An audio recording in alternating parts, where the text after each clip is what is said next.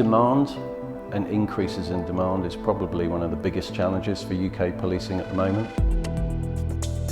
The complexity of crime is increasing. Digital footprints now on pretty much every crime are growing.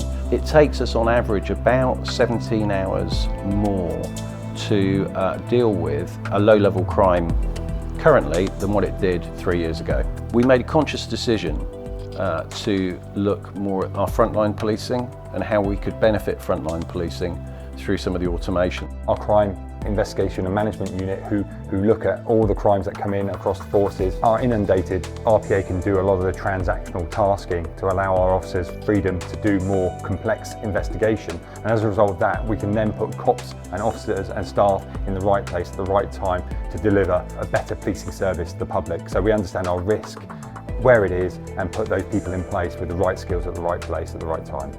RPA was one of the first products that we took down that journey.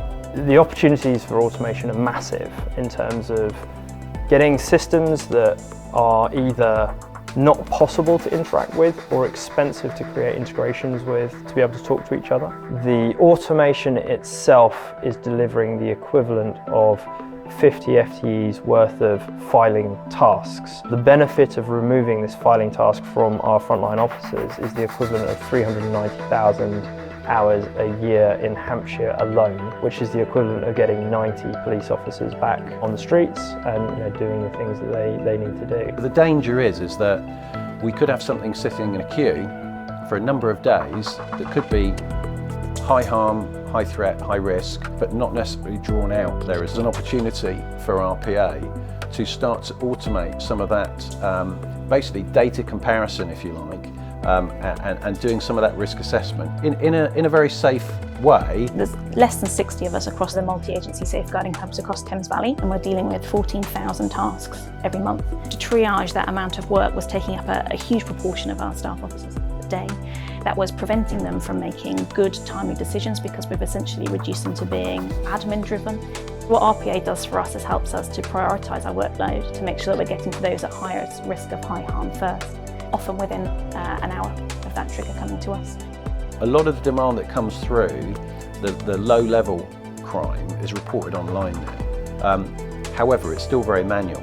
Looking at where we can use RPA to actually take a lot of that low-level crime through to even completion in some cases through predetermined rule sets will dramatically free up resources. My message to other forces is that this doesn't have to be a complicated or long journey. We've done a lot of that complexity for them, and we'd be more than happy to share the benefits.